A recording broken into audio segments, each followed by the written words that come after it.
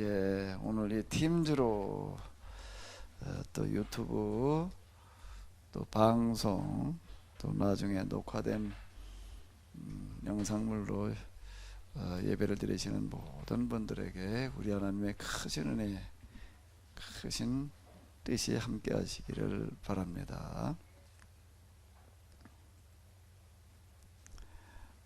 야고보서를 우리가 또 공부해 나가고 있는데 1장 18절 한 절만 한번 같이 보시도록 하겠습니다. 그가 그 피조물 중에 우리로 한 천 열매가 되게 하시려고 자기의 뜻을 따라 진리의 말씀으로 우리를 낳으셨느니라. 아멘. 야고보서에서는 우리가 좀 이렇게 아예 암기해놔도 괜찮을 만한 그런 구절들이 좀 많이 있는데요. 이 구절도 좀 우리가 한번 암기해 두어야 될 만한 그런 내용이 담겨 있는 것 같습니다. 다 기억력들이 좋으시니까 아마 쉽게 외우실 수 있으리라고 생각이 되어지는데요. 다시 한번 읽으시면서 한번 외워보시도록 하겠습니다. 그가 그 피조물 중에 우리를 한 천 열매가 되게 하시려고 자기의 뜻을 따라 진리의 말씀으로 우리를 낳으셨느니라. 아멘. 다 외우셨죠? 그 웃음소리 속에는 이까지 건 뭐쯤이야 뭐 그런 뜻인 것 같은데요. 우리가 이제 그 포로기 제가 뭐 있다고 말씀드리는데 포로기의 사람들이 모여서 회당에서 성경 공부를 했다라고 하는 거는 뭘 얘기하는가 와가지고 성경을 몇 구절 외워가지고 가는 거예요. 그때 성경이라는 게 없기 때문에 모여서 성경 공부한다라고 하는 시간에 대부분 앉아서 성경을 외우는 겁니다.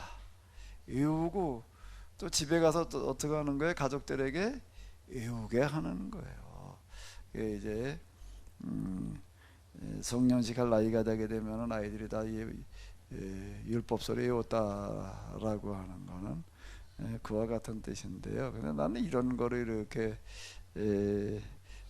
대하다 보게 되면은 나는 성경 공부하기가 굉장히 어려웠겠다. 왜? 나는 암기가 안 돼요.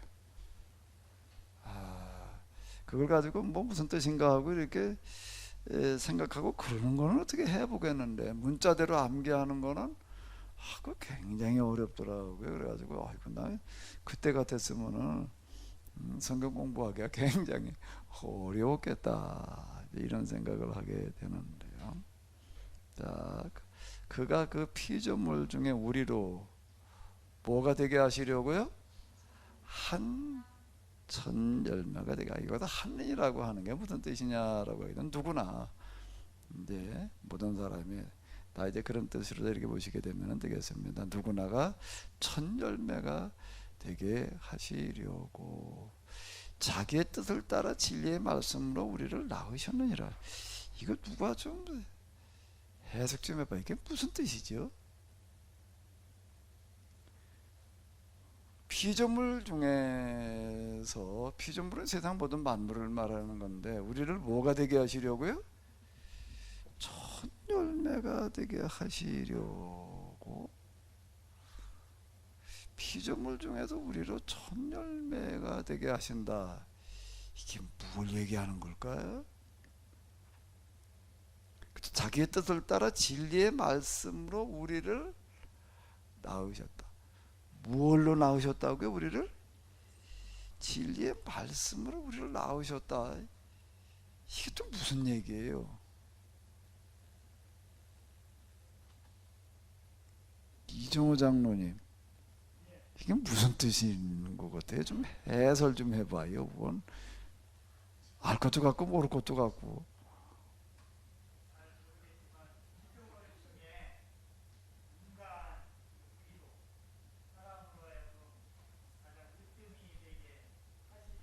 예.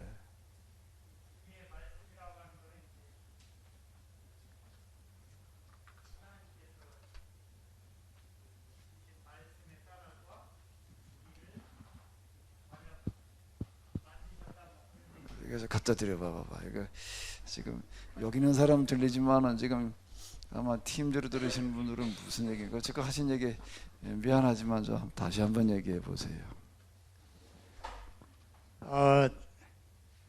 잘 모르겠지만 하나님께서 이 자연에 창조하신 수많은 피조물 가운데 사람, 우리로 하여금 가장 으뜸이 되도록 그렇게 하시려고 특별하게 이제 특별하기보다는 이제 그 하나님께서 그 하나님 자신의 그 뜻을 따라서 으뜸이 되게 하시려고 이제 우리를 세우셨다. 그런 말씀이 그 진리의 말씀으로 나오셨다는 건 또 무슨 뜻일까요? 그 지금 그 으뜸이 되게 하시려고. 이게 진리의 말씀이라고 하는 거는 이제 하나님께서 인간과 어떤 선악과의 그 계약의 백성으로 우리를 삼으셔서 자기 백성으로 만드셨다. 그런 얘기가 아닌가 이렇게 생각을 합니다. 잘 모르겠어요. 예, 고맙습니다. 또 누가 좀 말씀 좀 하실 분 있으면 좀 하십시오. 우리를 피조물 중에도 첫 열매가 되게 하시려고 진리의 말씀으로 우리를 낳으셨다. 그걸 어떻게 이해를 해야지 될까?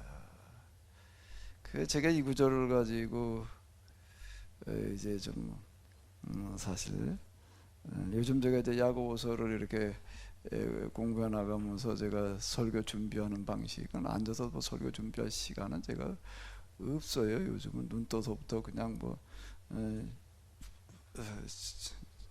하루 종일 그냥 싫으면 일하느라고 바빠가지고 뭐 앉아서 이거 가지고 설교를 따로 준비하고 뭐 하고 할 시간은 전혀 없습니다.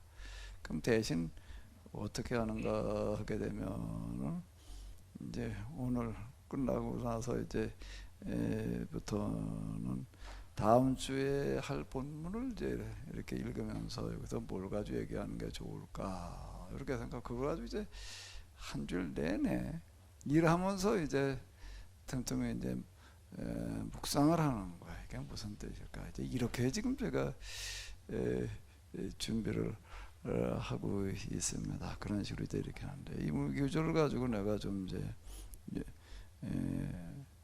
사실 한 줄 내내 뭐 이제 묵상을 했다 이렇게 생각을 할 수가 있는데요. 그러면서 제가 이제 저 자신이 생각하게 되는 게 전에는 이 구절을 내가 어떻게 생각을 했던가.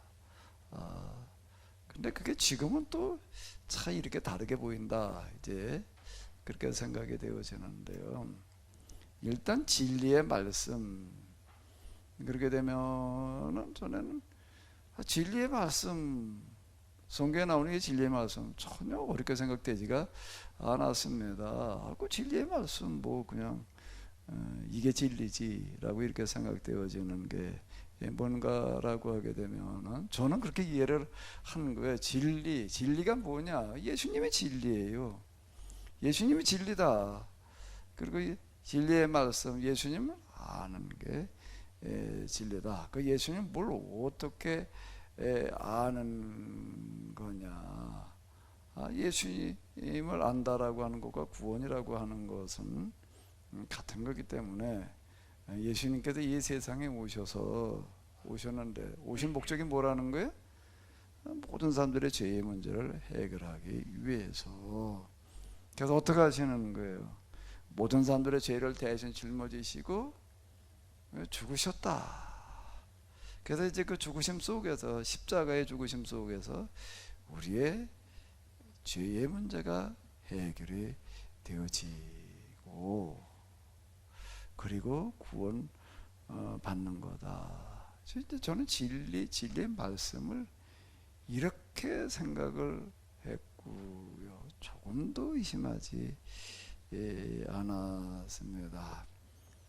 여기에 대해서 내가 아주 절대 신뢰, 절대 확신을 할 수 있었던 것은 전 뭐 누차 말씀드린 대로 교회를 생전 안 댕기다가 이제 어떤 교회에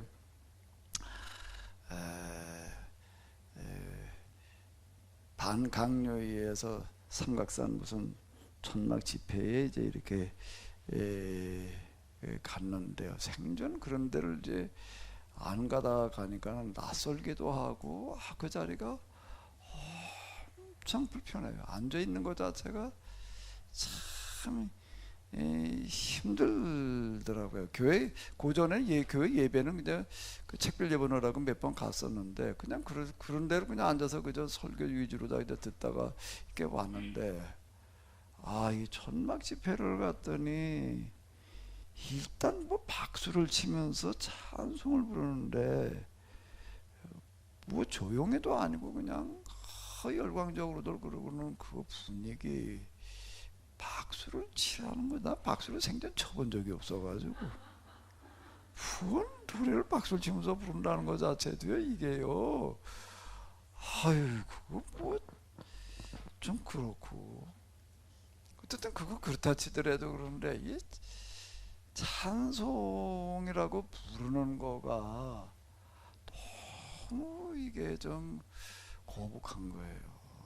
찬송에 주로 이제 거기서 좀 많이 부르는 게 무슨 보혈, 피 뭐 이런 거예요. 내가 하나 좀 찾아놨습니다. 그때 거기서 많이 불렀던 찬송이 뭐였나 이거예요.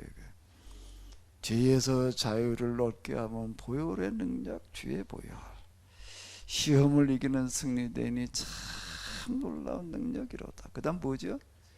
주의 보혈 능력이 있다. 주의 피 믿고 주의 보혈 그 어린 양의 매우 귀중한 피로다.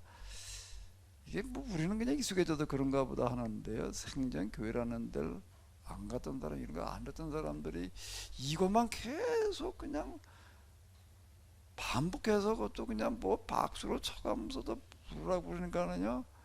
일단 이 가사 자체가 이게 뭔 도대체 무슨 소리인지 이게 와닿지를 않는 거예요. 예수님이 사셨던 위대한 삶 뭐 저거 그러면 동의가 되겠는데 피를 가지고 자꾸 얘기를 해놓으니까는 그 피를 믿으려니 한번 생각을 해봐요. 그 뭘 어떻게 하라는 거예요 이거를요. 이게 도대체가 이걸 뭐 그렇게도 부르고 있는데 그 다들 그냥 열심히 부르고 있는데 이거 그냥 가만히 있기도 그렇고 이걸 뭐 그 뭐저 흉내를 내고 앉아 있을래니 이거 거북하게 참게 없는 거야. 여긴 뭐 내가 이거 있을 때가 아니다. 당장 일어나서 가고 싶은데 그때는 통행금지가 있어가지고 갈 수가 없어요. 그 통행금지라는 게 있었습니다. 통행금지 없었으면 그냥 걸어서라도 올라오고 그랬을 거예요 아마. 근데 뭐 통행금지가 걸려서 갈 수도 없고 그걸 뭐 또 엄청 또 길게 뭘 예배라고 드리고 그러고 나가지고서 뭐 천막 속에서 이렇게 자는데 뭐 저 잠이 오나 뭐 또 기도들 한다고들 뭐 떠들고 있고 뭐 자는 중 마는 중 그러고 있었더니 또 새벽 4시니까 깨워가지고 또 부르는 거야. 또 비슷한 걸 또 부르고서 또 같은 소리고 있고 그거 끝나고 나서 통행금지가 풀려서 난 여기 더 이상 못 이겠다. 난 간다. 그리고 짐 싸 가지고 내려왔었는데 가려고 짐 싸가지고 내려오다가 붙들려 가지고 이제 어떻게 3일을 더 있게 된다. 3일만 있다가라. 그러는 바람에 3일을 있다가 수요일날 월요일날 가가지고 수요일날 흔히 얘기하는 예수님을 구세주 영접하는 그 무슨 일이 이제 일어난 다음에 보니까는요. 예수님의 피가 믿어지는 거예요. 이게요. 그거 참 누가 설명을 해준 것도 아니고 그렇게 거부감에 들고 말도 안 되는 소리지 말이 2000년 전에 예수님께서 십자가에 돌아가셨다. 그건 뭐 그냥 교회 안 다니는 사람도 다 아는 얘기니까 십자가에 돌아가셨다는 그런 얘기는. 근데 그 돌아가신 죽으심과 그 피 흘린 피가 그게 내 죄와 상관이 있다. 그게 어떻게 그게 믿어져요? 그게 인정이 돼요? 그건 도대체가 그건 말이 안 된다 말이야. 이게 뭐 다 정신 나간 사람들처럼 이렇게 보이고 그랬었는데 무슨 일이 내 안에서 일어나고 나니까 이게 믿어지는 거예요. 그게 주에 보여 뭐 있도다? 능력이 있다. 주의 비 믿어 무얼 믿으라는 거야. 이게 믿는 게 아니라 믿어지는 거더라. 이게 내가 믿으려고 해가지고 되는 게 아니었던 것 같아. 그리고 난 다음에 이제 이런 찬송가 구절뿐만 아니라 성경을 읽으니까 고전에는 있는 동안에 그냥 앉아서 성경 읽을 때 도저히 못 읽겠더니 아니 성경이 그렇게 재미있는지 무슨 소리인지 하나도 모르겠더니 그냥 다 알 것 같고 참 뭐 이렇게 이제 돼서 이제 교인이 되었는데요. 그때 진리의 말씀 그렇게 되면은 저는 아주 확고부동하게 어떻게 생각하는가 하면 진리의 말씀 뭐가 진리의 말씀이냐, 예수님과 관련되어지는 이런 말씀, 예수님 통해서 우리가 구원받는다라고 하는 이거가 진리이다. 그 진리는 성경에도 얘기하는 진리는 이런 말씀이고, 이건 세상의 지혜를 가지고서는, 세상의 사고방식 가지고서는 알 수 없는 거다. 저는 100%가 아니라 200% 동의했어요. 왜 내가 안 됐으니까 주의 피를 믿어? 아니 그걸 어떻게 믿어? 자꾸 어렸을 때부터 듣다 보면 그냥 그렇게 될지 모르지만 말이야. 중간에 이거 뭐 턱가도 그걸 듣고 앉았으니까 그걸 믿고 구원받아라 그러니까 뭔 도대체가 여기는 있을 자리가 아닌 거예요.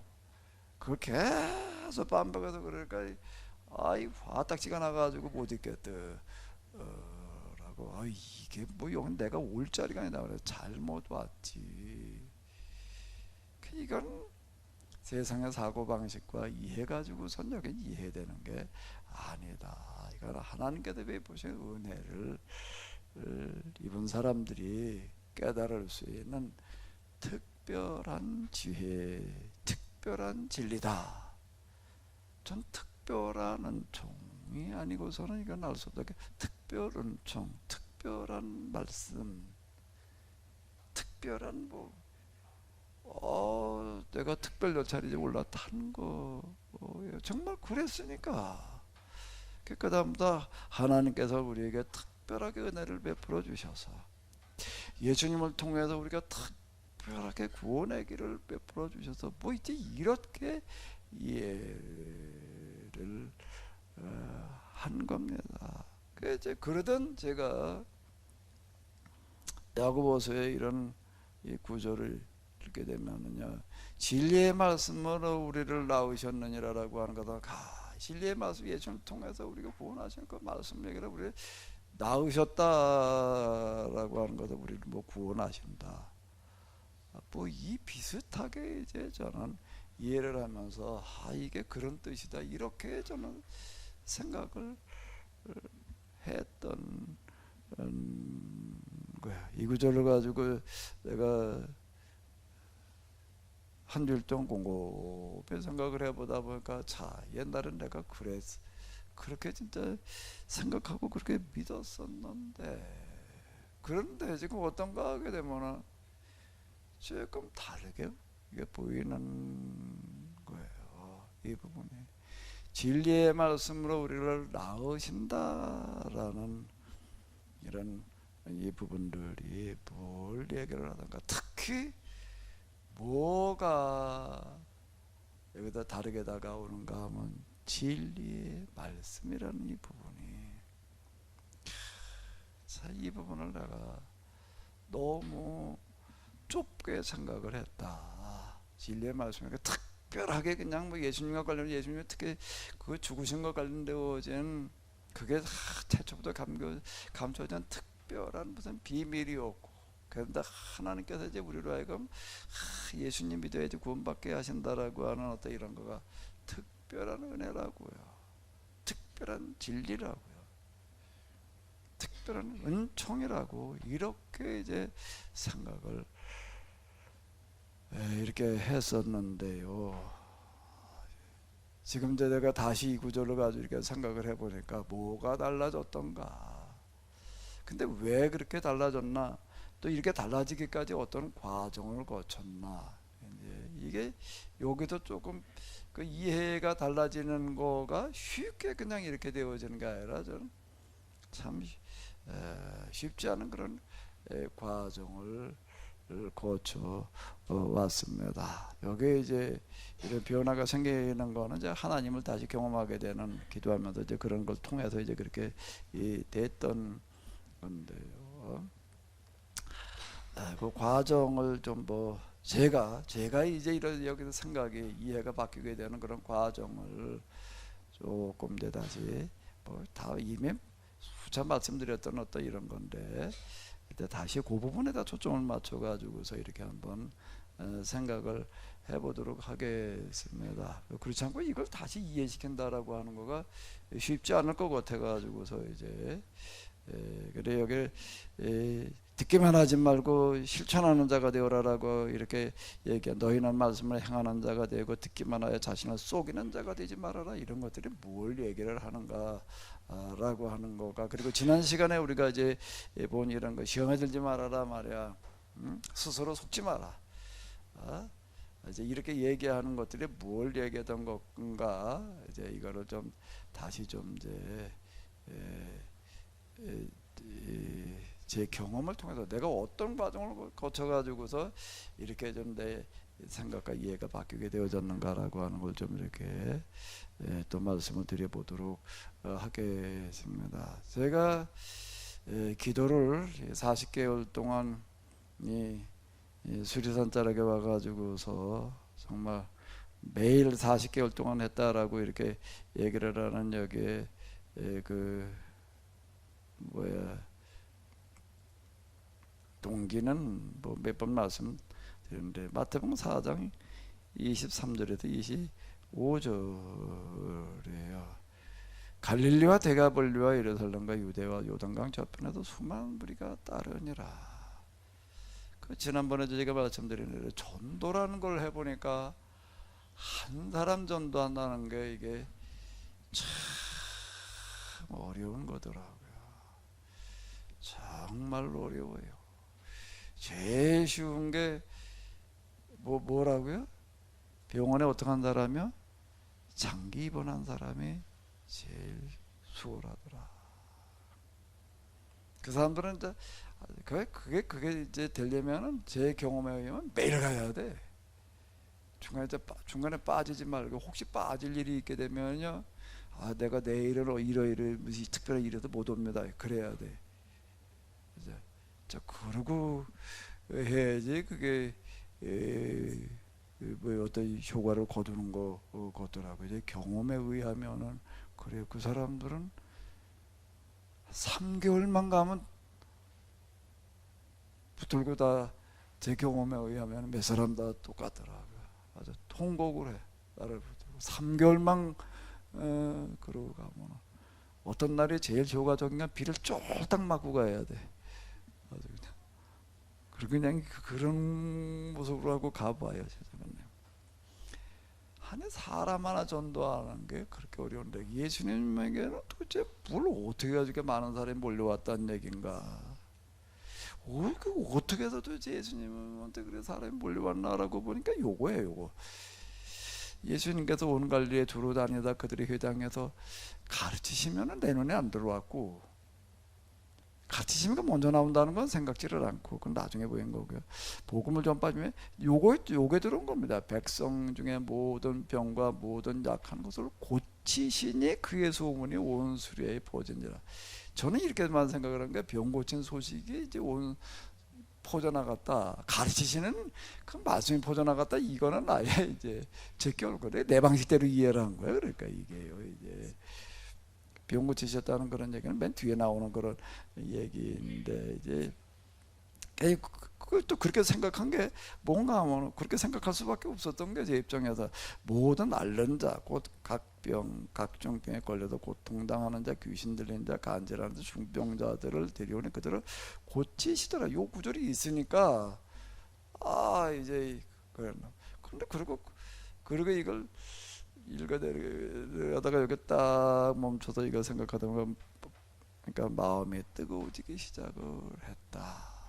근데 그 이후로 예수님께서 병자들을 고치는 이야기만 대하면 마음이 뜨거워지는 거야. 성경일 때 덮어놓고 그냥 뜨거워지는 게 아니라 그 구절에서만 가다 뜨거워지는 일이 계속 반복되어지는 거고, 사도행전 읽어 내려가니까 또 이제 그 사도들이 병자 고치는 이야기 있잖아요. 그 구절만 읽으면은 가슴이 가슴이 아니라 마음이 뜨거워지는 거예요. 이게 뭘 얘기를 하나? 자연스럽게 뭔 생각을 하는 거예요? 하나님께서 어떤 나에게 신호를 보내신다. 그럼 그 신호를 내가 받아들여야 되는데 어떻게 받아들여야 되나? 기도를 해야 된다. 이래가지고 이제 기도를 하러 가기 시작을 하는 겁니다. 근데 기도하러 가던 기도를 하러 가려고 딱 수요일날 예배 끝나고 나서 이제 차를 몰고 나오는 순간부터 허성에 하늘문이 열리고라고 이렇게 얘기가 되어져 있는데요. 그 하늘문이 열리고라고 하는 거가 이제 실감이 날 만큼 하늘문이 뭐 열린 것 같아. 그러니까 뭐가 쏟아져 내려오는 거야? 불이 쏟아져 내려오는 거야. 이게 뜨거움이, 성경을 읽다가 마음이 뜨거웠다. 근데 이게 마음이 뜨거운 게 아니라 온 몸이 불덩어리가 됐다 라고 얘기할 만큼. 난 차에 불 나는 줄 알았어요. 차까지 뜨거워진 않아요. 그렇게 생각이 들 만큼. 그렇게 여기서 기도를 시작을 하는데 무슨 불, 무슨 능력, 무슨 확신, 뭐 이게 뭐라고 설명이 안 돼. 난 하나님께서 나에게 이런 능력을 주시는구나. 그 비슷하게 간증한 사람들 저로 있었잖아요. 여러 사람들 들었어요. 무슨 불을 받고 났더니 뭐 어땠다. 그래서 나도 그런가 보다. 올 때마다 그냥 아주 그냥 그러면서 저는 이렇게 생각을 했습니다. 하나님께서 왜 나에게 이런 능력을 주시는가라고 할 때 제가 몇 년 동안 기도하면서 혼자 씨름한 게 있었어요. 교회가 도대체 망해가는데 이놈의 걸 어떻게 고치냐라는 걸 혼자 생각을 하면서, 교회가 너무 양극화되어져 있다. 대형 교회하고 그냥 미자리 교회하고 양극화되어져 있는데 저마다 그냥 다 개교회 중심주의야. 그냥 자기의 성장 위주로다가 그냥 양적인 성장 위주로다가 이러고 있는데 좀 같이 살 공유를 해야지 된다. 그럼 어떻게 해야 되느냐? 중형교회 운동해야 된다. 중형교회 운동이라는 건 아주 구체적으로다가 이제 어떻게 이제 생각을 했는가 하게 되면 도시지역 수도권 이런 데 같은 경우에는 이제 교회 부지가 그래도 한 200~300평 정도에다가 건물을 그래도 한 몇 층 정도 이렇게 지어가지고 그 교육시설 뭐 이런 것들 해서 몇백 평 이렇게 지어서 이제 교육 위주로다가 기타 등등 이래가지고서 이제 교회가 500명에서 1000명 정도의 그런 교회로 이제 좀 이렇게 중형화시켜야 된다. 이런 걸 확산시켜야 된다. 이제 그 생각을 제가 이렇게 많이 이렇게 했습니다. 그래서 이제 한 1000명 정도 되게 되면 한 절반 500명 나누어 가지고서 또 다른 데 지역에 아무데나 가서 그냥 막 이거 말고 좀 필요한 지역에 교회를 세워 가지고 또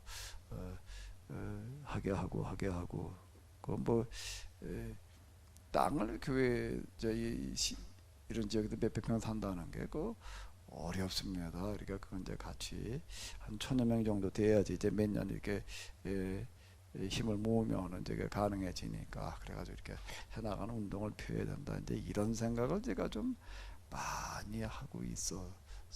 나는 이렇게 받아들였습니다. 하나님께서 나에게 이렇게 하라고 기회를 주신다. 참 조금도 의심하지 않고 그 하나님께 이런 능력을 이제 주셔서 사람이 좀 모여오면 나 혼자 그냥 뭐 수천 명 수만 명 교회가 아니라 이런 중형교회 만들어 나가는 그런 운동을 좀 아주 강력하게 펼쳐 나가자. 하나님께 나에게 그런 기회를 주시려고 그런다. 이렇게 생각을 하고 기도를 다닌 거예요. 근데 하나님께서 나에게 끊임없이 이런 능력을 주셨는데 내가 그걸 알아요. 근데 그걸 쓰려고 그러면 어떻게 됐다고요? 그 순간에 사라지는 거예요. 몇 번 반복되니까 도대체 이게 뭘 얘기를 하나 잘 모르겠더라고요. 뭐라고 좀 설명해 주시면 좋은데 하나님의 가장 두드러진 특징은 침묵이에요. 침묵을 일관하시니까 아무리 뭘 기도를 해도 뭘 알려주시는 게 아니야. 이제 혼자 알아서 생각을 해야지. 이렇게도 생각을 해봤다가 저렇게도 생각을 해봤다가 그러다가 이제 몇 달 지나가면서는 이게 나한테 지금 일어나는 게 이런 병 고치는 능력이나 주시겠다는 그런 게 아니라 영성의 과정을 경험하라고 그러신 거구나 이런 생각이 들어가지고 그 다음에 또 영성에다 초점을 맞춰가지고서 이제 기도를 다니게 이렇게 됐는데요. 그러니까 영성에 이제 그 경험이 이제 일어나가지고 정리하고 이러다가 보니까는 참 하나님께서 기가 막히게 때를 맞춰 놓으셨다. 내가 이제 나 스스로 그렇게 생각을 한 거예요. 93년도부터 기도를 다니는데 몇 년 다니고 그 다음에 정리하려고 이러고다 90년대 말이 되다 보니까는요. 무슨 운동에 갑자기 불어왔는가 하게 되면 영성 운동이야. 그 이전에 성령 운동, 이제 성령 운동이라는 말을 안 써요. 그러니까 어떻게 써요? 성령을 뒤집으면 무슨 말이 되나? 영성. 성령이라고 그러지 않고 거꾸로 말을 하더라고. 영성이라고 그러더라고. 영성운동. 그 기도원마다 기도원을 다 간판도 고쳤어요. 뭐라고요? 무슨 영성, 무슨 영성, 무슨 영성운동이래. 성령운동 그래가지고서 이제 사람이 안 봐요. 이게 뭐 신문에서도 그렇고 그냥 다 영성의 시대가 왔다고 그래가지고들 난리. 근데 그때쯤 돼가지고 내가 이게 영성에 대한 경험이 일어난 걸 가지고 이제 어디 영성 좀 관심 있는 데 가서 얘기를 하게 되면 사람들이 엄청 관심을 가졌습니다. 왜 거기서 모여서 영성 모여 있는 사람들이 그런 거 경험 좀 한번 해봐야지. 그래서 신비 체험 뭐 어쩌고 저쩌고 했는데 그걸 내가 겪어보니까 이렇더라. 이러니까는요. 그게 소문이 나가지고서 이제 그 영성 모임이 굉장히 많았습니다. 여기저기 이제 불려다니게 됐고, 그 한 번 어디 가서 좀 얘기를 하고 오게 되면은요, 전화지만은 거기까지 찾아오는 사람들이 꼭 한 번 갔다 올 때마다 몇 명씩은 나오더라. 찾아오는 거예요. 그게 뭘 어떻게 해서 그런 경험을 했냐, 뭐 어쨌냐, 뭐.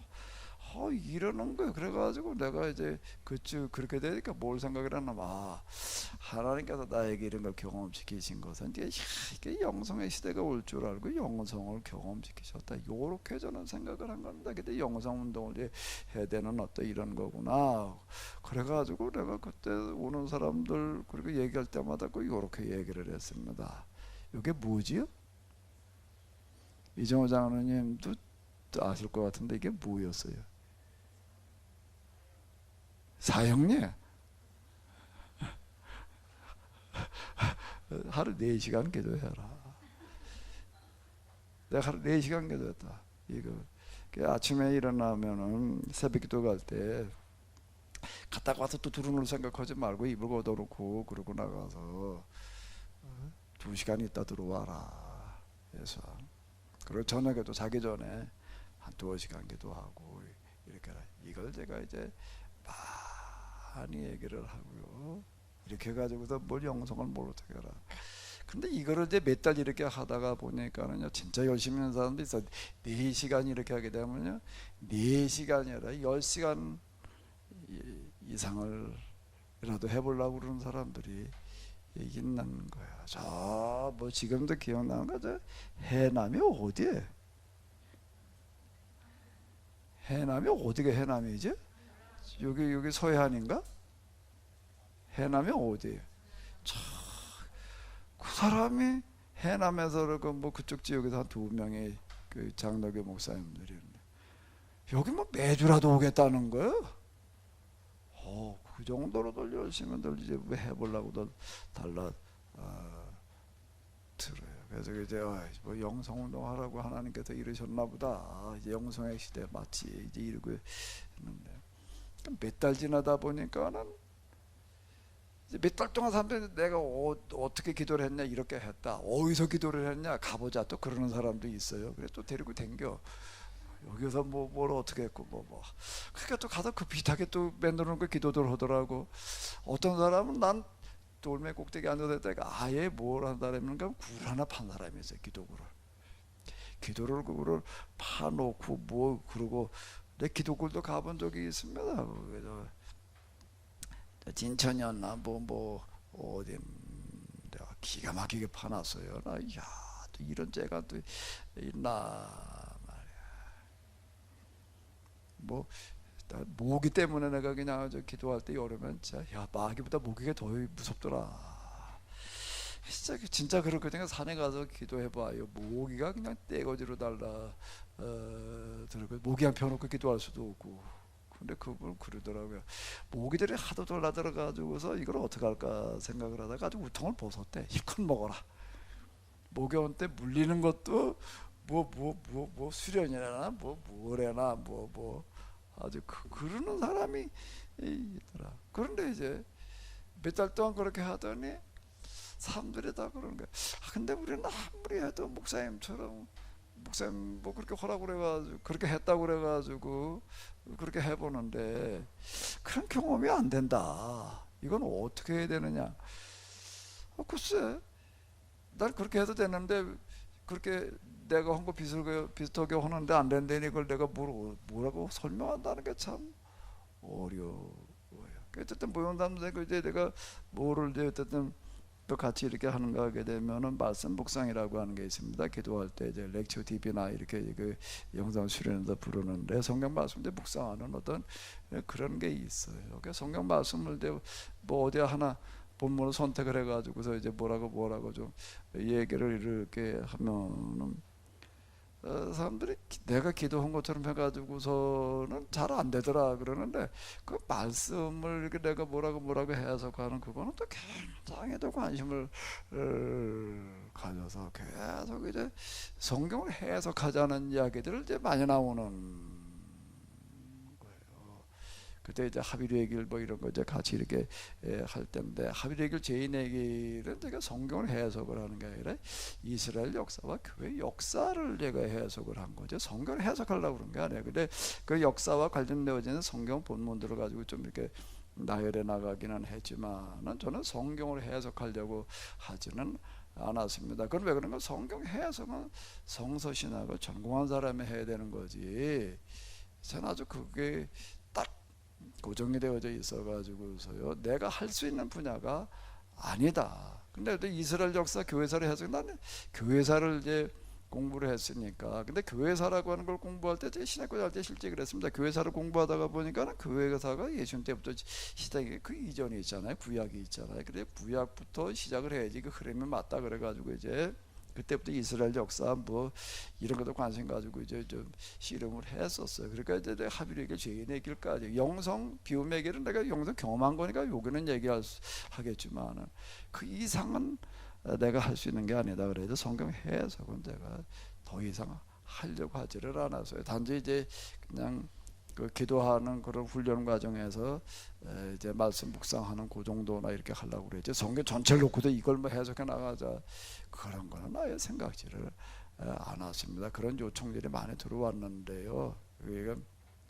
그럴 때마다 제가 1, 2, 3부를 기초로 해가지고서 그냥 알아서 해석해라 그러고 끝났지.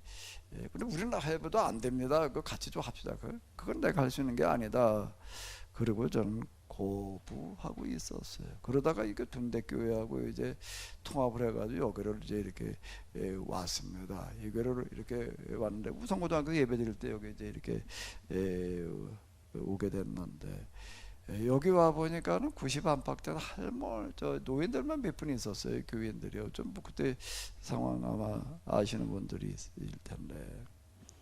그때 수요일 날 이제 예배를 드려야 되는데 뭐 저녁보다 이제 낮에 이렇게 이제 오전 10시 뭐 이렇게 예배를 이제 드리자 그래가지고 이제 뭐 90 안팎된 그런 노인들이 몇 분 앉아 있는데 이 사람들한테 이거 뭘 어떻게 해야 될까 그러다가 그냥 아주 쉽게 성경을 가지고 이야기를 하자. 그래가지고 창세기를 가지고 창세기 1장부터 이제 읽어나가면서 그냥 할아버지 할머니들한테 그냥 아주 쉽게 그냥 저 성경 동화하듯이 이제 이렇게 해서 그래 나간 거야. 달리 뭐 방법이 없겠더라고요. 그러니까 이분들 성경 좀 얘기를 해주긴 해줘야 되겠고. 근데 그때 또 오전 10시에 이렇게 뭐 여기도 창세기를 가지고 이런다 그러니까 또 몇 분 그 목사님들이 또 여기 들어오는 분도 있었어요. 그 창세기 1장부터 그렇게 또 해석을 해보는 것도 처음이야. 나도 처음인데 이제 이게 다르게 보여가지고 이제 얘기를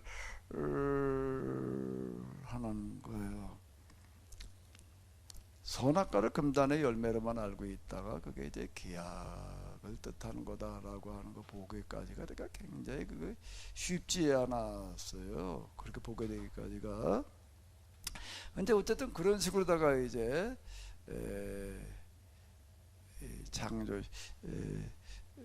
신앙 뭐 이래가지고 이제 해석을 해 나가는데 그 왔던 목사님들이 이제 이걸 들으면서 이게 뭐 좋다나 은혜가 된다나 이래가지고서 이제 계속 오는 거예요.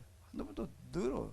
어쨌든 창세기를 쭉 이렇게 해석을 해 나가는 거가 제가 성경 해석으로 지금 처음 여기 와가지고 둔대교회 와가지고 아마 이렇게 통합되지 않아도 그렇게 하려고 하지를 않았을 거예요. 성경 전체를 이렇게 한번 해석하는 작업은 그건 내가 하려고 그건 내가 할 수 있는 게 아니다. 그 성도실 한 사람이나 하는 거지 이렇게 생각을 했었는데 어쨌든 창세기를 이제 쭉 이렇게 해서 그래가지고 요셉까지 이렇게 나가고 이러는데 저도 놀란 거가 야 이게 성경이 어떻게 이렇게 다시 보여질 수가 있나. 특히 요셉의 이야기, 요셉의 얘기를 가지고 내가 교회에서 애들한테 얼마나 많이 얘기를 했던 건데 이게 전혀 아니 진짜 내가 스스로 너무 놀란 거예요. 가만히 이게 어떻게 다 이렇게 보이지? 내가 보인다 그런 얘기가 바로 이런 얘기인데요. 그 요셉의 얘기를 이렇게 쭉 다시 해석을 하고 그러고 그때 내가 살 때 저 왕복동 거기 이사 오기 전이었거든요.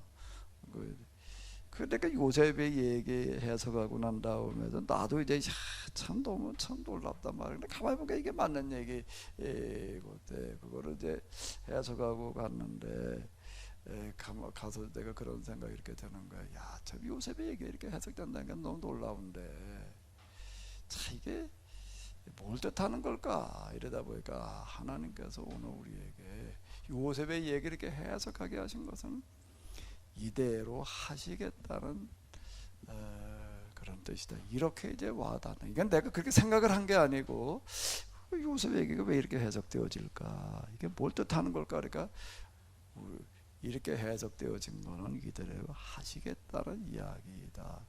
그런데 요셉 얘기 끝말이라고 하는 건 뭔가 하게 되면 요셉이 온 애굽의 돈과 일자 물자를 다 가지고서 이제 애굽을 새롭게 만들어놓은 새판 짜내는 어떤 그런 거잖아요. 근데 그걸 어떻게 하시겠다는 건가? 그건 잘 모르겠더라고요. 근데 그렇게 하시겠다라고 하는 어떤 이제 그런 뜻으로만 이렇게 이제 닿았죠.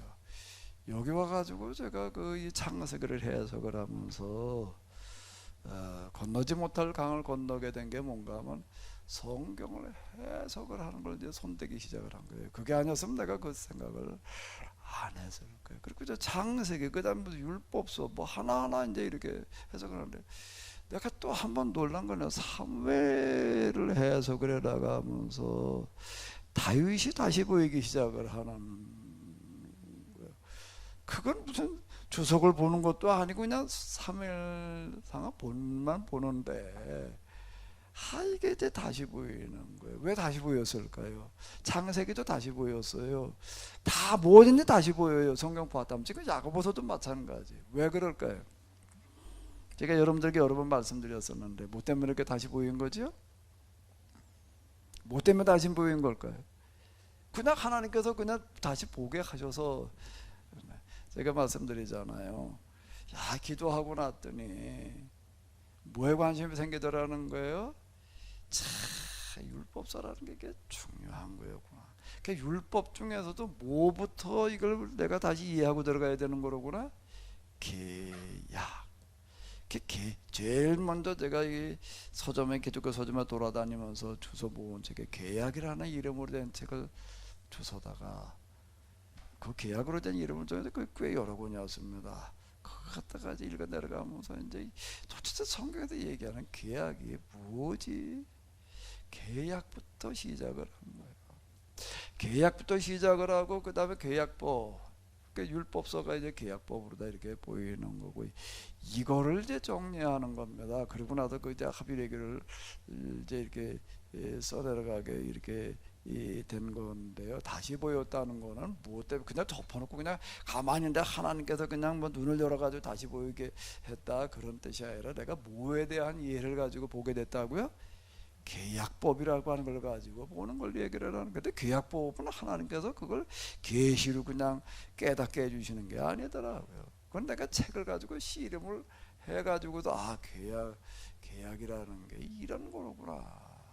근데 그거 읽어도 그것만 가지고는 정리가 안 돼서 내가 계약을 이해하느라고 내가 엄청 고생을 했습니다.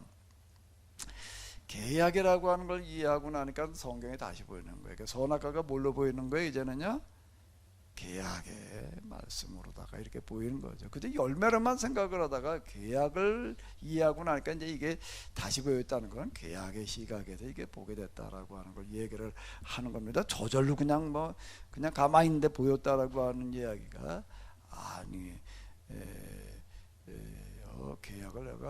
계약을 이해한 걸 어떻게 했다고요? 엄청 열심히 공부해가지고서 이게 된 거지. 그냥 기도하고 났더니 계약을 이해하게 됐다. 기도하다가는 이 계약이라는 게 참 중요한 거였구나. 여기까지만 생각이 든 거야. 구약성의 이 율법이라는 게 계약법이 참 그죠? 계약이라는 게 이게 너무 중요한 거구나. 이렇게 돼서 근데 그렇다고 계약이라는 게 이런 거다 이렇게 알려주시는 게 아니더라고요. 그거는 내가 공부를 해서 계약과 관련된 책을 갖다 실험을 해가지고서 계약이라는 게 이런 거구나. 이게 하나님과 우리와의 관계 자체가 계약의 관계였구나. 이게 창세기 1장에 이게 세상을 만드시는 이야기 이게 그러니까 창조주와 피조물의 관계가 계약이로구나. 이제 이렇게 된 거. 왜 그 창세기 1장을 내가 그래가지고 그게 해석이 그게 가능하게 이렇게 된 건데요. 이러다가 보니까는 뭐가 된 그 이전에 회심할 때에는요 주의 피 믿어 뭘 믿어 이게 근데 오늘 믿어지다가 보니까 이제 예수님 이거가 너무 크게 와닿아가지고 그것도 대단하더라고요. 그냥 내게 강 같은 평화 진짜 그런 평안이 이게 회심하고 나고 그러다 기도하고 그러다 보게 되면은요 길을 이렇게 계속 혼자 이렇게 걸어가는데도요 막 하늘에서 은혜의 소낙비가 그냥 폭우가 쏟아지는 거 그때 내 느낌에는 하늘로부터 그래 그 구름 위로 걸어가는 거겠지 땅을 밟고 걸어가는 것 같지가 않더라고요. 그랬는데 내가 강 같은 평안보다 샘솟는 기쁨 그런데 예수님을 이번에 다시 만나는 게 이제 창조주로 이렇게 대체 말씀이 계시라 이렇게 얘기를 하잖아요. 그리고 난 다음에는 어떻게 되는가라고 하게 되면은 하나님께서 만드는 옷이 피조물 하나하나를 보는 게 다시 보이는 거예요. 제일 먼저 다시 보는 게 뭐였다고요? 이슬방울. 물이 저렇게 담아놓은 게 아닌데 저게 어떻게 저렇게 동그랗게 될까?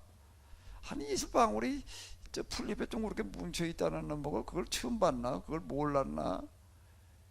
그 물이 어떻게 저렇게 동그랗게 저절로 맺힐까 라고 하는 거가 제일 먼저 아마 저한테 크게 다가오는 또 이러는 거예요. 그걸 왜 그런가라고 하게 되면 기도가 그러는 과정에 이슬방울이 물방울이 동그랗다라고 하는 거 왜 그게 새롭게 보였나? 왜 새롭게 보였을까요?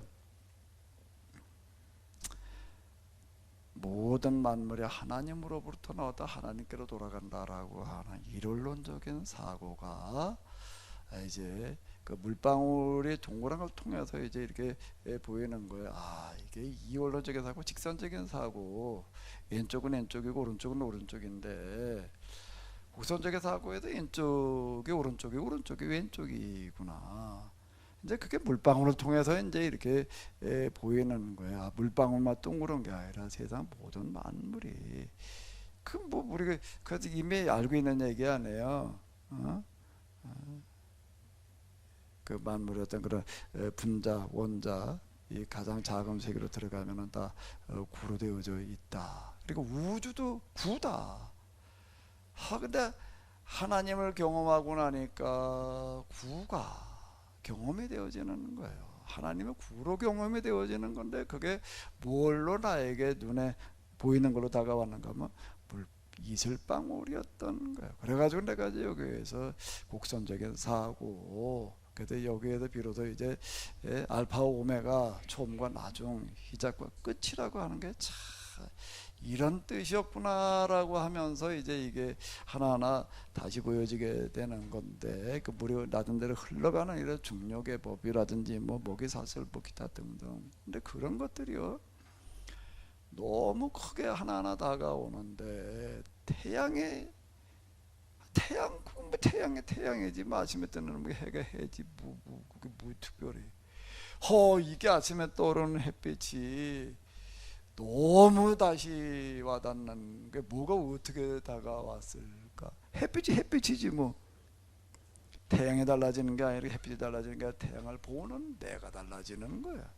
내가 달라지는 건데 저 태양이 왜 뜨나? 왜 또 뭐 지구가 돌아가니까 태양이 뜨는 게 아니라 지구가 돌아가는 거지. 그래서 하루 한 번씩 그냥 이렇게 떴다가 넘어가는 것처럼 보이는 거지. 진짜 태양이 뜨는 게 아니고 그 우리가 누구나 다 아는 얘기지.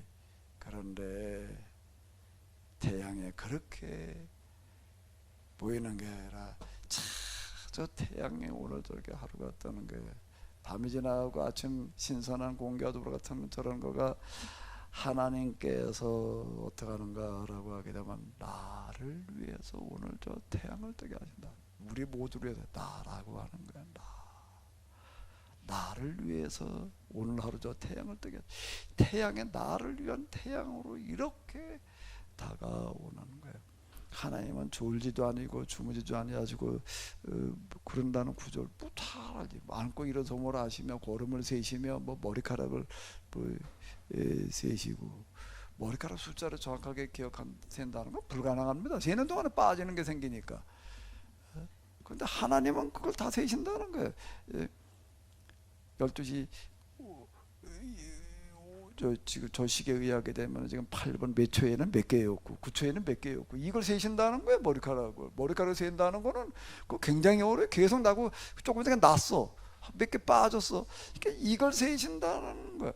그건 하나님만 세실 수 있어요. 그거를 이 많은 놈은 어떻게 많은 걸 세는 것도 힘들지만 수시로 바뀌니까 이게 어려운데 하나님은 초단위 그보다 더 작은 단위로 내 머리카락이 몇 개였는지를 다 아신다.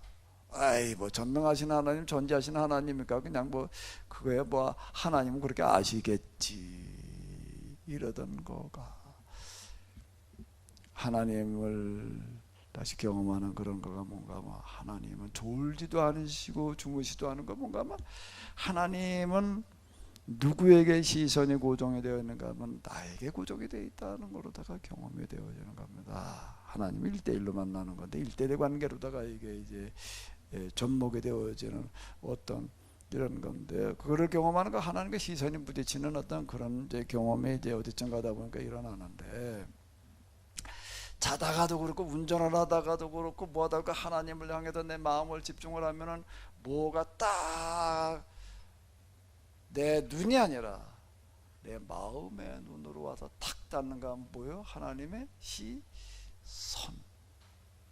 진상희 집사님 지금 나하고 눈이 마주쳤어 안 마주쳤어요? 예? 어떻게 알아요? 예? 어떻게 알아요? 그건 마주친 사람만 알아요.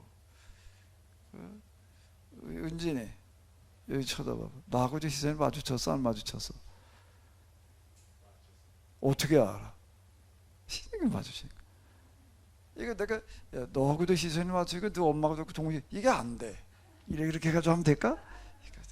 한 번에 한 사람만 눈이 마주치는 거예요. 근데 하나님의 경험되어지는데 내가 어느 순간이든지 그분을 향하게 되면은 그분은 내가 쳐다볼 때 나를 보시는 게 아니라 나만 쳐다보고 계시는 거예요. 그 하나님의 경험되어지는 거예요. 항상 하나님은 딴 데는 안 보셔. 누구만 쳐다보고 계셔? 나만. 요놈의 똑바로 하나하나 보자면 그 감시하는 눈빛이 아니야. 감시하는 눈빛이 아니라 하나님과 부딪히는 시선이라고 하는 건 무한한 이해. 무한한 그 이해라는 거가요. 이해해준다는 거 굉장히 어렵습니다. 무한한 이해.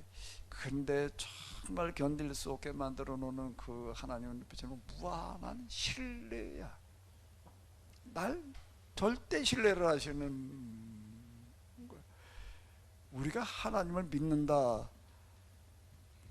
믿어지기도 하다 안 믿어지기도 하다 믿기도 하다가 안 믿기도 하다가 그런데 하나님의 눈빛을 보니까 그분은 나를 믿다가 믿다가 실망. 하나님에게는 실망이라는 게 없으신 거. 내가 진짜 엉망진창이 되어져 있어서도 나는 너를 끝까지 믿는다. 요게 견딜 수 없게 만드는 거예요. 누가 나를 그렇게 믿어? 누가 나를 그렇게 믿어줘? 뭐가 나를 그렇게 믿어줄까? 내가 키우는 개가. 이놈의 개는 하루 먹이나 한 점 갖다가 이렇게 주게 되면은요, 내가 세상에 나가서 진짜 그냥 어디 가도 사람 취급 못 받고 진짜 그러고 와도 개한테 내가 그냥 하나님이야. 그래가지고 개를 키우는 거예요. 그 정신분열 뭐 이런 사람들 개 키우면서 그 치료됐다는 사람들이 많습니다. 이 개는 나를 무조건 믿어주잖아요. 그러니까 그게 치유가 되는 거예요. 그 누군가가 믿어주는 사람이 있어야지 그 마음이 건강해지는 거예요. 그러니까 나를 끝까지 믿어주는 사람이 누가 있을까? 저희 어머니. 전에 우리 저희 어머니 보면 그냥 나는 무조건 믿었지.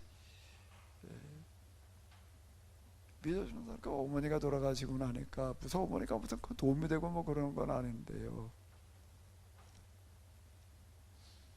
뭐 하나가 큰 축이 무너지는 것 같아. 왜?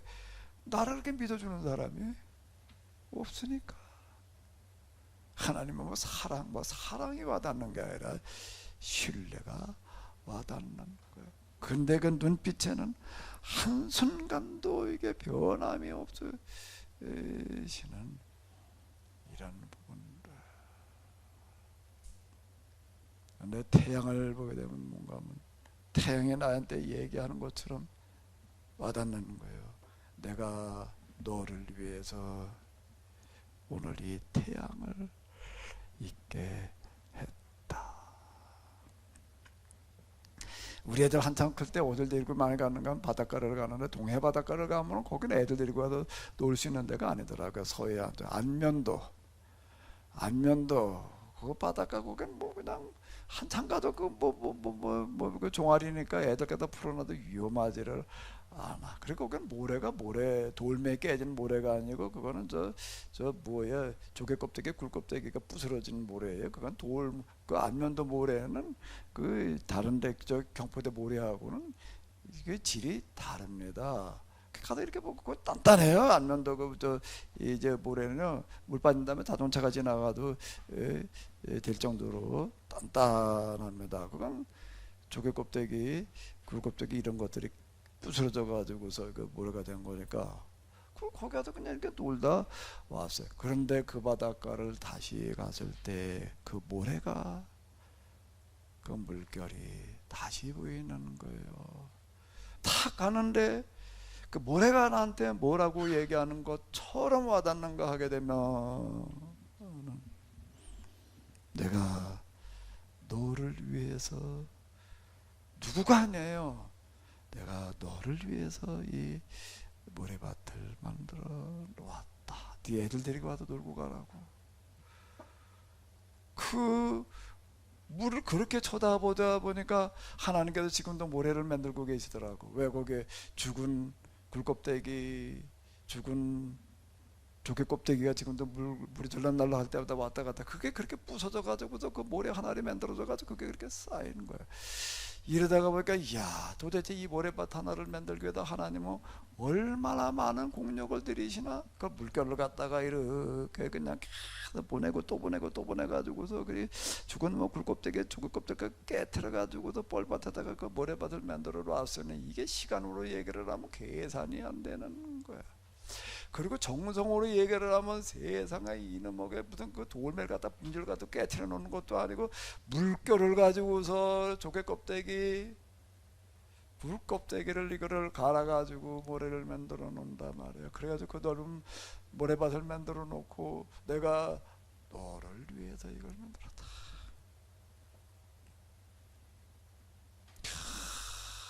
흔들 수가 없어지는 거예요. 뭘 하나 쳐다봐도 그렇지 않은 게 없어요. 뻔나무 뻗꽃, 뭐 뻗꽃이 그냥 이뻐, 그냥 그러고 지나간다. 거기다 딱 쳐다보는데 뭐가 보이는가 하면 뻗꽃 송이 하나가 보이는데 그 모양이 참 기가 막혀. 거기에 그리고 가려면 또 꽃술이 들어있고 뭐가 들어있고 그게 어마어마하게 많아. 이런 거 이파리 나오기 전에 꽃도 피는데, 그 꽃송아리가 나한테 뭐라고 얘기를 하는가라고 하다 하나님께서, 네가 이 벚꽃을 보고, 이야, 아름답다, 그거 하나를 느끼게 하기 위해서 이 많은 꽃송아리를 만들어 놓는다. 하나님 그걸 한번 만들어 봐봐요. 내가 교회 처음 가니까 장례식에 났는데 그 학생들이 모여가지고서 뭐를 하는가 하게 되면, 습자지라는 거 있었죠. 습자지 색깔별로 갖다 그걸 가지고 이렇게 꽃을 접어가지고서 관꼭대기에다 갖다가 이렇게 붙여가지고서 그 교회에 그 관짝을 들고 교회도 예배드리고 들고 나가더라고요. 그렇게 보니까 그 위에다 갖다 그 꽃을 붙여놓더라고요. 그래, 그게 굉장히 인상적이었습니다. 그 장례 날 때마다 그 여학생들이 모여가지고서 그 학생배도 그 꽃을 만들어 이렇게 매달아 주더라고요. 야, 참 정성이다. 그 습자지 가지고 무슨 꽃송아리 만들어 놓는 거는 비교가 안 돼. 뻔나무 하나를 쳐다보고 있으니까 이건 뭐 견딜 수 없는 어떤, 이게 이제 이렇게 되어지는 거예요. 그러면서 이제 성경이 이제 이렇게 해석되어지니까 창조, 창세기 이야기가 성경을 하나하나 이렇게 이제 해석을 해 나가게 되는데, 진리라고 하는 거가 여기에서부터 이제 다시 보이기 시작을 하는 거예요. 그 이제 예수님께 나를 죽으신 거, 그걸 믿는 거, 그게 진리의 말씀, 그게 구원의 뭐 이렇게 하다가 창조의 법이라고 하는 거, 하나님께서 만들어 놓으신 이 법이라고 하는 거, 이게 진리였구나. 그 이전에 일반 진리 뭐 그런 걸 그냥 일반적인 진리, 일반은 일반은총이고 특별은총, 특별 진리, 특별해야지. 구원받는 건 특별한 법으로 구원을 받는 거야.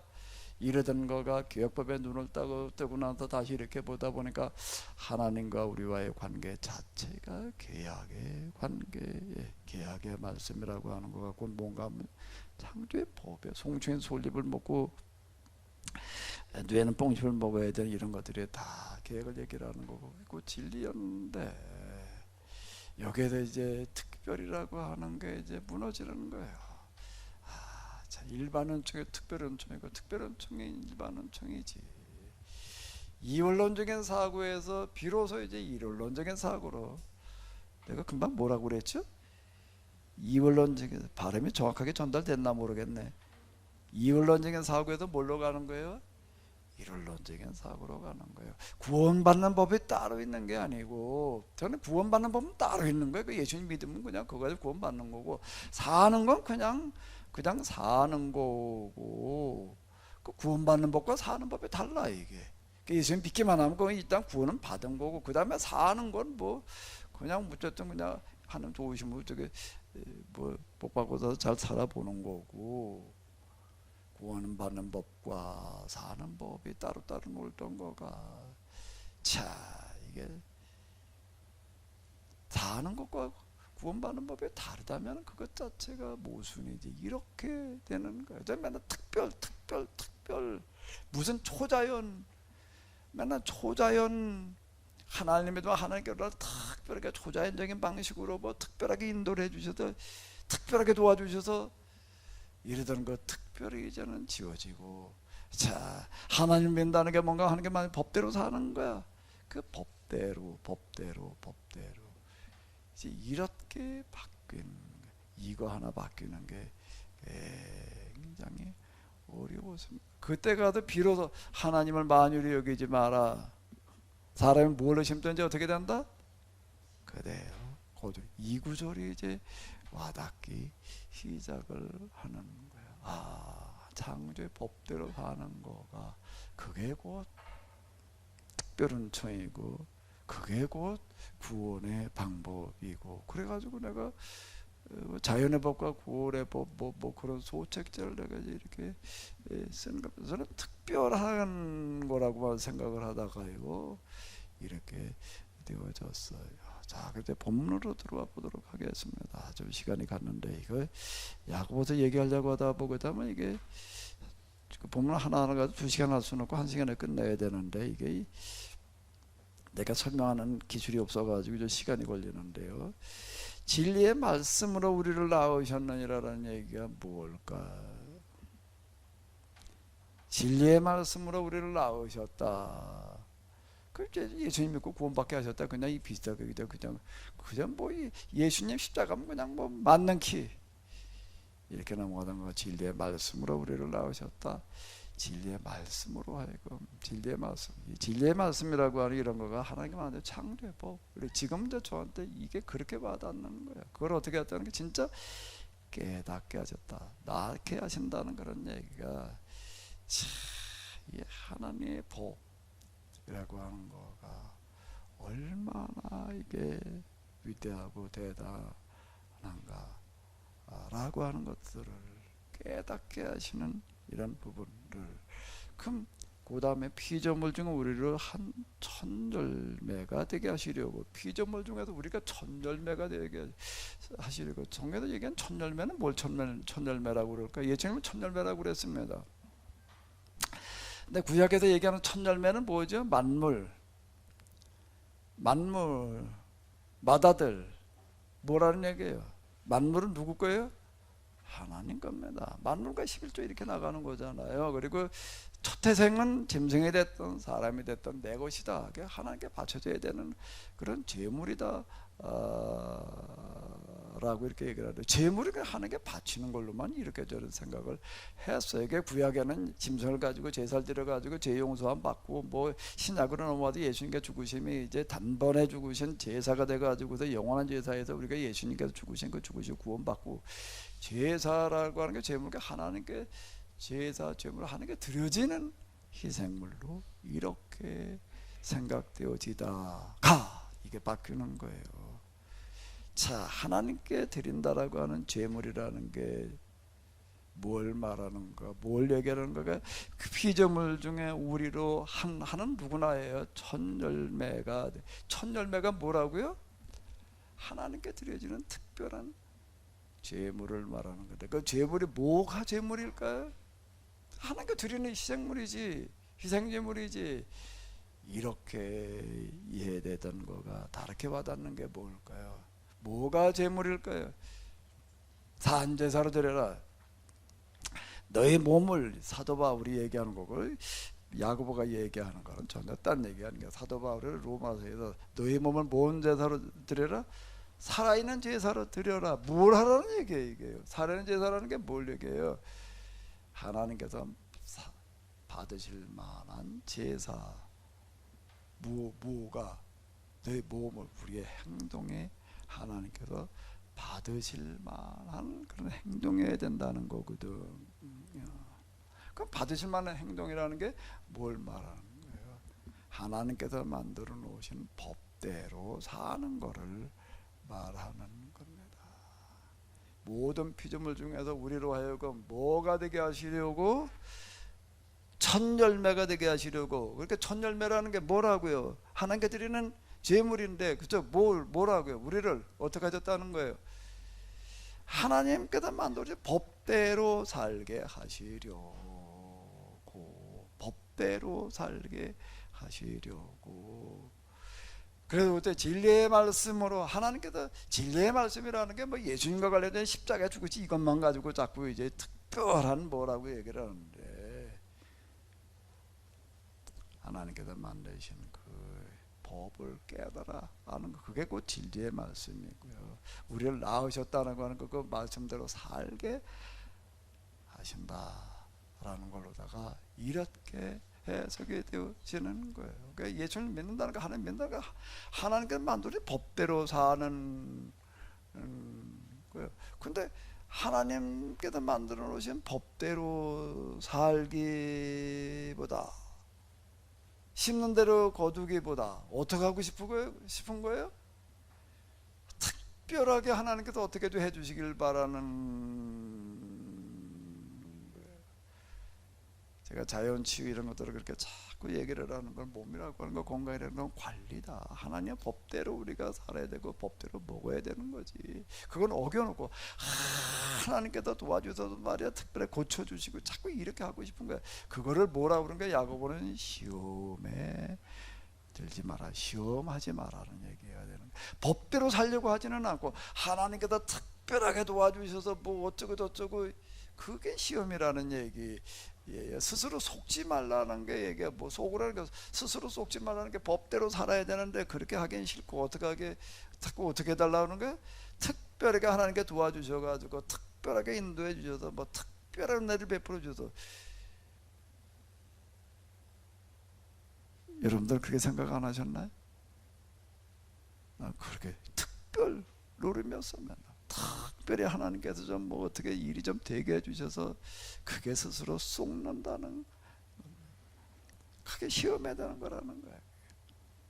시험에 들게 하지 말게 하시고, 지난주에 우리가 이렇게 봤는데,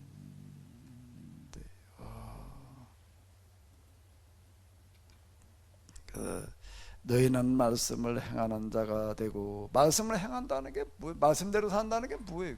뭐 굉장히 어려워요. 이게 뭐로 하라는 얘기야? 말씀대로 산다는 게, 하나님 뜻대로 한다는 게, 그건 뭐 교회 생활하듯 열심히 하는 거, 예배 시간 뭐 새벽기도부터 뭐 그냥 다 참석을 하고, 교회에서 하는 일이라고 하기부터 그냥 뭐 교회에서부터 모인다 그러면 직장에서 휴가를 내서라도 와가지고서 그냥 열심히 하고, 뭐 전도한다 그러면 또 전도하러 나가고, 뭐 교회단 프로그램에 열심히 참석하면 하나님 말씀대로 행한다, 어쩐다, 뜻대로 산다, 그렇게 생각을 한 거예요. 헌금 열심히 하고 뭐 이러면은, 여기다 말씀을 행하는 자가 되고 듣기만 하여 자신을 속이는 자가, 속지 말라는 얘기가 계속 나오는 거예요. 사도 바울도 스스로 속지 말아라 말이야. 이렇게 얘기를 하는 건데, 뭘 속지 말라는 얘기인가? 뭘 우리가 산제사로 드리라는 이야기인가? 우리의 삶이 뭐여야 된다는 거예요? 하나님께서 만들어 놓으신 뭐대로요? 법대로여야 된다. 그 법대로 사는, 그 우리로 하여금 이 성경을, 은혜를 베풀어 주시는 것은 뭔가 하게 되면은 피조물 가운데에서 뭐라고요? 하나님의 법대로 사는 모범이 되어라 라고 이렇게 얘기를 하신다. 이렇게 이제 이게 보여지는 거예요, 이 구절이. 그가 그 피조물 중에 우리로 한 첫 열매가 되게 하시려고 자기의 뜻을 따라 진리의 말씀으로 우리를 낳으셨느라. 그 진리의 말씀을 난다는 거, 우리 성경 읽으면서 하나님의 법을 하나하나 깨달아가는 것을 말하는 겁니다. 그게 진리의 자식인 거예요. 진리의 말씀으로 우리를 낳으셨느니라.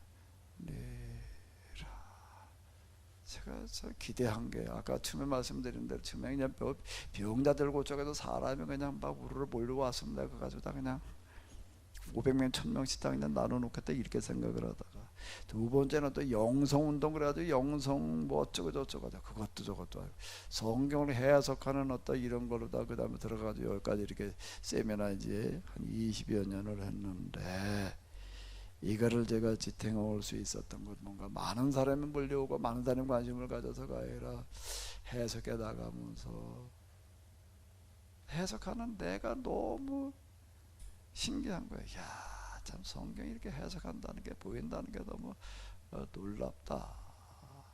그리고 그럴 때마다 와닿는 거는 하나님께서 성경을 이렇게 해석하게 하시는 것은 말씀을 통해서 세상을 만드시고 말씀을 통해서 지금도 세상을 이끌어 가시는 하나님께서 이렇게 해석된 말씀대로 하시겠다는 약속이다. 이렇게 와닿는 거예요. 자, 제가 이제 이스라엘 사람들이 출애굽에서 가나안에 들어갈 때도 그렇고 완전히 새로 해석된 말씀을 가지고 들어가는 거예요. 그게 이제 여리고라면 나팔 불면서 가라는 얘기예요. 그 얘기예요. 그냥 나팔이나 불라는, 나팔 소리를 내라는 얘기가 아닌 거예요. 어떻게 살아야 되는지를 이제 해석된 그 말씀을 선포하면서 들어가는 어떤 이제 이런 것들을 얘기를 하는 거고, 그 예언자들은 이렇게 보게 되면은 다윗 솔로몬 그렇게 이런 말미암아서 이제 이게 완전히 이제 제사신앙 성전실 바뀌어진 거에 대해서 다시 해석해 놓는 그 말씀을 선포하는 거고요. 포르기로 넘어가 가지고서는 전혀 새롭게 다시 성경을 해석해 나가는 또 이런 겁니다. 예수님 당시쯤으로 와 가지고도 성경을 또 완전히 다르게 해석을 해 놓는 거고요. 그 루터 때 오게 되면 또 루터는 부분적이긴 하지만 또 성경을 그 당시 가톨릭 체계에서 완전히 새롭게 해석을 해 놓는 겁니다. 그 한 전환기에 일어나는 특징은 뭔가 하게 되면 전면적으로다가 성경을 다시 해석하는 일들이 항상 동반이 되어졌어요. 오늘 우리가 살아가는 시대는 인류 역사에서 있었던 전환기 중에서도 가장 큰 전환기, 대전환기, 가장 큰 전환기 이렇게 얘기를 할 수가 있는데, 그럼 그 전환기가 새로운 시대가 되려면은 뭐가 있어야 되는가? 그 전환기를 가능하게 하는 새로운 전면적인 해석이, 성경을 다시 해석한 해석이 있어야 된다라고 하는 건데, 어떻게 하다 보니까 제가 지금 그동안 해온 것들이 그런 일들을 한 거더라라고 하는 건데요. 하나님께서는 지금도 어떻게 일하시는가라고 하게 되면은 해석된 말씀을 통해서 일하십니다. 다시요. 하나님께서 지금도 어떻게 일하신다고요? 그걸 깨닫는 사람들을 통해서요. 자꾸 우리 초자연 여기 들어만 자꾸 생각을 하게 되는데, 그걸 가리켜도 뭐라고? 거짓 선지자들을 삼가라. 거짓 기사와 이적을 통해서 할 수만 있으면 믿는 자들도 이게 헷갈리게 만든, 미혹이라는 게, 이게 미혹이라는 단어가 기가 막힌 단어예요. 지금 신천지 빠져들어가는 사람들이 그런 거거든요. 미혹되는 거예요. 이게 자꾸 헷갈리게 만들어 놓는 어떤 이런 건데, 여기 야고보는 이렇게 얘기를 하고 있는 거예요. 그가 피조물, 그 피조물 중에 우리로 한 천열매가 되게 하시려고 자기의 뜻을 따라 진리의 말씀으로 우리를 믿기만 하면 된다 말이야. 행동 필요 없다 이러고 있는 사람들 향해서 지금 하는 얘기예요. 믿음이라는 게 뭐냐? 예수님의 죽으심 그냥 그거는 믿는다라고 이렇게 얘기하는 어떤 그런 게 아니라 하나님의 말씀대로 사는 거, 그걸 가리켜 뭐라고 얘기를 한다고요? 믿음이라고. 그 행함이 없는 믿음은 죽은 믿음이라고 하는 거가 이런 뜻이 여기에 들어가 있다라고 제 짧은 소견에는 이제 이렇게 보이는 게 그러면서 자 옛날에는 왜 이런 게 이렇게 안 보였었나.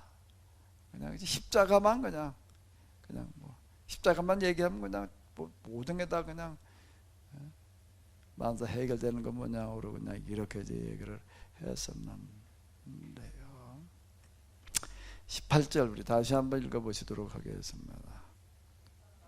그 피조물 중에 우리로 한 천절매가 되게 하시고 그 뜻을 따라 진리의 말씀으로 우리를 낳으셨느니라. 다음 주에는 19절을 하겠습니다. 이 말씀대로 산다 지킨다라고 하는 게 뭘 어떻게 되느냐. 야곱은 참 놀라웠게 우리에게 지금 이제 제시를 해주고 있는데요. 하나님 저희들에게 또 야고보서를 가지고 공부하게 하심을 감사드립니다. 2000년 전에 야고보가 얘기했던 그 말씀이 이제 오늘날 사는 우리에게 특별히 가장 큰 위기를 맞이한 이때에 하나님의 말씀으로 다시금 와닿을 수 있도록 해석되어질 수 있도록 도우시며 인도하여 주시옵소서. 이제는 우리 주 예수 그리스도의 은혜와 하나님 아버지의 놀라우신 사랑과 성령님의 도우심이 하나님의 법을 똑바로 깨달아 알게 하시는 은혜로 함께해 주시옵시기를 간절히 축원하옵나이다.